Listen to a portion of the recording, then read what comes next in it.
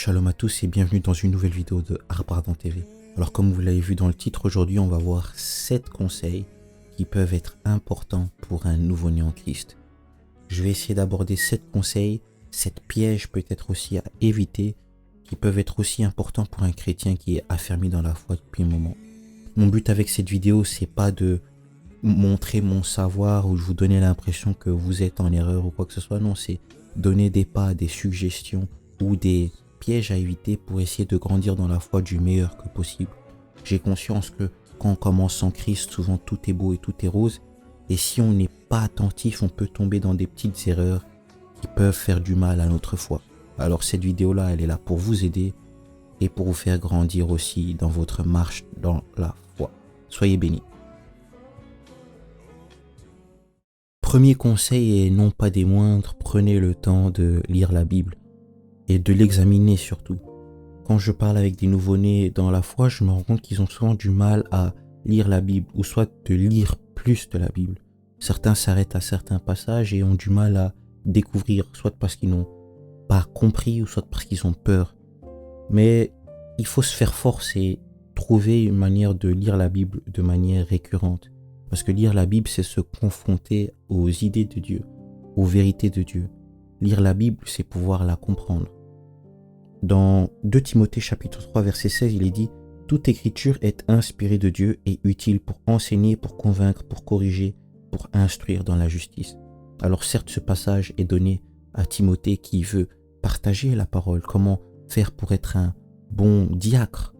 Mais c'est aussi bon pour nous aussi. En tant que chrétiens, cette parole peut nous corriger quand on la lit. Imaginons qu'on a une idée préconçue, mais en lisant la parole, on se rend compte qu'en fait, on réfléchissait de la mauvaise manière. Prenez le temps de lire la Bible. Essayez de commencer petit à petit avec soit les évangiles ou les livres de sagesse. Et puis après, essayez de grandir dans votre foi.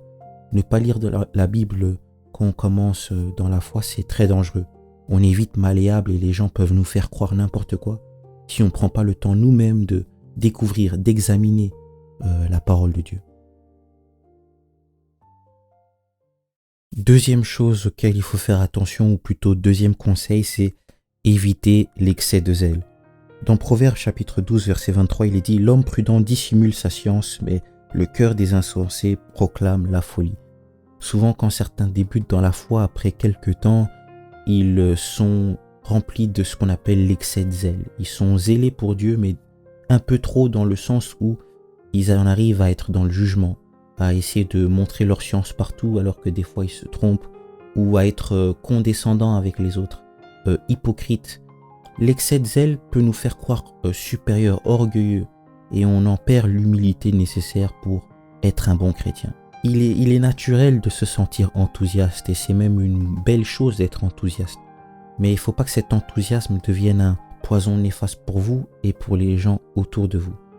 Quand on est trop zélé, quand on est dans l'excès de zèle, et on parle bien d'excès, c'est là où des fois on en vient à faire des choses contre parole, contre nature d'un enfant de Dieu parce qu'on pense bien faire mais on le fait mal. Ou soit on pense aider les autres mais on les rabaisse, on détruit leur foi eux. Et quelle tristesse de grandir dans le Seigneur mais de ne pas se rendre compte qu'on est en train de tuer les autres. Essayez de comprendre que la science et la sagesse et le spirituel que vous êtes en train de vivre doit vous rendre humble, doit vous rendre plus sage. Et si vous ne manifestez pas cette humilité, cette sagesse, c'est que il faut peut-être se poser des questions et se mettre en retrait et demander à Dieu de nous façonner pour être les enfants qu'il veut qu'on soit. Troisième conseil, c'est comprenez que quand vous commencez dans la foi, tous les chrétiens ne seront pas toujours bons avec vous. Dans Jérémie chapitre 17 verset 9, il est dit « Le cœur est tortueux par-dessus tout et il est méchant. Qui peut le connaître ?» Souvent quand on débute dans la foi, on a un peu ce côté naïf où tout est beau, tout est bon, Jésus est amour et parce que Jésus est amour, tous ceux qui sont autour de moi ont le même amour. C'est triste à dire, mais des fois même dans l'église se cachent des gens qui sont peut-être là pour vous faire du mal. En dehors, devant, à côté, partout. On vit dans un monde où il y a des gens qui sont mauvais ou soit qui font des mauvaises choses sans s'en rendre compte. Il y a plusieurs types de personnes. Soyez prudents. mais comprenez que lorsqu'une personne peut vous faire du mal, ça ne doit pas vous dégoûter de la marche chrétienne. J'évoque ce point parce que j'ai pu constater dans ma courte vie qu'en grandissant dans la foi, qu'il y a beaucoup de gens, quand ils arrivent vers le Seigneur et qu'ils connaissent leur première trahison par une personne qui se dit chrétienne ou un échec avec une personne qui se dit chrétien, ou chrétienne, pardon, ça fait du mal et ça les repousse de la foi. Ils se disent, je suis venu dans la foi, tout le monde devait être bon et il y a des gens encore mauvais même si je suis venu chercher Christ. Comprenez que quand vous donnez votre vie à Christ, vous la donnez à Christ. Il n'y a que Christ qui est parfait. Les hommes, ils auront toujours leurs défauts. Méfiez-vous de certains, ayez toujours le discernement et n'attachez pas vos émotions à eux. Les émotions ne sont pas toujours un bon guide. Comprenez qu'il y a des gens qui peuvent encore faire du mal et c'est triste, mais c'est une réalité. N'attachez pas votre cœur aux hommes, mais attachez votre cœur à Dieu. Quatrième conseil, et peut-être un de mes préférés, c'est que une vie de prière fait la différence. Quand on débute dans la foi, on n'a certes pas encore cette habitude-là dans notre vie de mettre la prière par-dessus tout.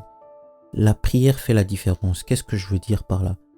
Un chrétien qui se met à prier et un chrétien qui ne prie pas, il y aura une grande différence dans leur intimité avec Dieu. Jésus nous pousse à aller dans le lieu secret. Il nous dit allez dans le lieu secret, là où votre Père vous voit, là où il vous rendra. Si on ne prie pas en tant que chrétien, on ne passe pas du temps avec Dieu. Et si on ne passe pas du temps avec Dieu, c'est comme si dire j'aime une personne mais je ne cherche pas à développer une relation intime avec. La prière, c'est là où on loue Dieu, on adore Dieu, on peut lui demander des choses, on reçoit. Il y a tellement de choses qui se passent dans la prière parce que c'est un échange profondément spirituel. Et quand on débute dans la foi, il n'y a rien de mieux que avec ce zèle du début où on découvre de prier et Dieu vous fait découvrir des choses que vous découvrirez pour la première fois. Vous allez demander, ressentir des choses pour la première fois. Et ça fait vraiment la différence dans la vie d'un chrétien de prier. Je vous le dis, et c'est sans condescendance, quand vous êtes dans la marche chrétienne, vous verrez la différence entre un chrétien qui prie et un chrétien qui ne prie pas. Ça s'entend, ça se sent, même quand on vit avec un chrétien ou une personne qui prie. Le fruit qu'on porte quand on prie Dieu, ça fait vraiment une différence. Donc quand vous débutez, priez. Le verset que je voulais partager par rapport à cela, c'est 1 Thessaloniciens 5, 17. Priez sans cesse. Il est dit dans la Bible, priez sans cesse. Il y a tellement de versets qui nous disent de prier, de veiller, de jeûner, de prier. Prenez vraiment cette habitude dès le début d'aimer la prière, de passer du temps dans la prière. Prochain conseil, c'est préparez-vous à avoir des problèmes. Je sais que c'est triste et bizarre dit comme ça, mais je pense que c'est important de le rappeler. Souvent quand on débute en Christ, ou on débute notre marche en Christ plutôt, c'est qu'on vient peut-être de certains problèmes ou certaines addictions ou certaines difficultés qu'on a délaissées. Tout est beau, tout est rose, et puis on se dit que ça va continuer comme ça. Ce que je veux dire par là, c'est que des fois il y a des problèmes du passé qui peuvent venir refrapper à la porte si on n'a pas réussi à comprendre pourquoi ils étaient là. Et des fois il y a des nouveaux problèmes qui frappent à la porte, des fois on fait face à des calomnies, des méchancetés. Jésus lui-même le dit dans Jean 16, verset 33, il dit « Je vous ai dit ces choses afin que vous ayez la paix en moi. Vous aurez des tribulations dans le monde, mais prenez courage, j'ai vaincu le monde. » Ce que je veux dire par là, c'est qu'il y aura des difficultés, mais vous êtes plus que vainqueurs. Mais il y aura des difficultés. La vie chrétienne, contrairement à ce que certains essayent de vendre, c'est pas la vie glamour où on est tous riches, on est tous sans souci de santé. Non, on vit dans un monde où on a des problèmes, mais que Dieu est plus grand que ces problèmes. Accrochez-vous au Seigneur dans ces moments-là. Conseil numéro 6, ne vous comparez pas aux autres. Souvent quand on débute dans la foi, on fait face à des personnes qui sont là depuis quelques années de plus que nous, ou soit des personnes par exemple comme moi qui sont nées dedans et ça peut vite être quelque chose de compliqué parce qu'on voit comment eux ils prient, on voit ce qu'ils savent, ce qu'ils font, ce qu'ils vivent dans le Seigneur. Et des fois ça peut vite amener une petite frustration, on se dit je suis là depuis 5 mois dans cette marche avec le Christ et je prie. C'est pas question de durer et ce n'est pas aussi question de se comparer aux autres. Cherchez pas à forcément prier comme votre frère ou votre sœur. Ne cherchez pas à partager comme eux. Essayez de grandir vous-même en Christ petit à petit. Prenez le temps, comme j'ai dit là tantôt, de passer du temps dans la prière, de découvrir votre intimité avec le Seigneur et de grandir en lui. Se comparer aux autres, ça peut être très dangereux et ça peut freiner aussi notre cœur, notre développement dans le Seigneur. Parce que ça amène jalousie, envie et c'est très très néfaste. Ne vous comparez pas aux autres. Il est dit dans Galates chapitre 6 verset 4 que chacun examine ses propres œuvres et alors il aura de quoi se glorifier pour lui seul et non par rapport à autrui. Regardez vous-même, grandissez vous-même en Christ. Ne faites pas l'erreur de vouloir être comme tous les autres trop rapidement ou de vouloir faire comme eux. Essayez d'être vous en Christ. Vous avez votre personnalité. Vous avez votre personnalité en Christ et il faut la développer en grandissant avec l'esprit.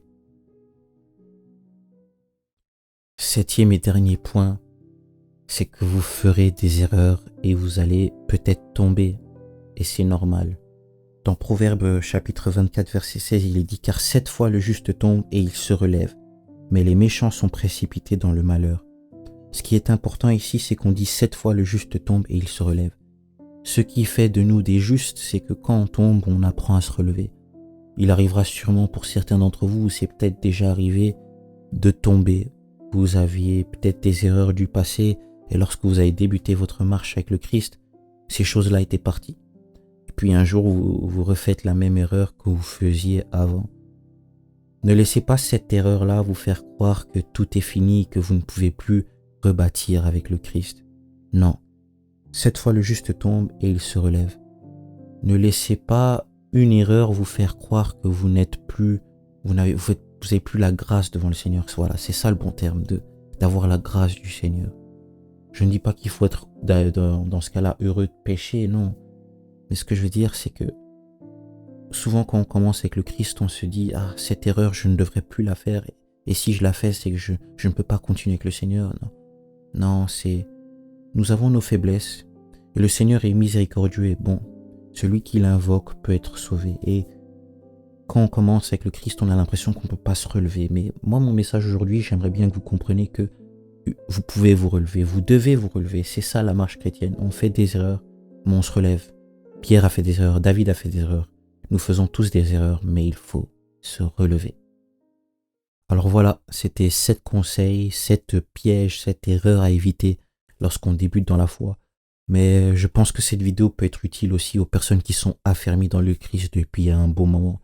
J'espère que ça vous a aidé parce que le but c'est qu'on grandisse tous dans la foi. D'ailleurs, si vous avez des conseils à donner à d'autres qui sont nés de nouveau, n'hésitez pas à les mettre dans les commentaires qu'on puisse partager et découvrir ensemble. Soyez bénis et on se retrouve à très bientôt sur une nouvelle vidéo de Arbre Ardent TV.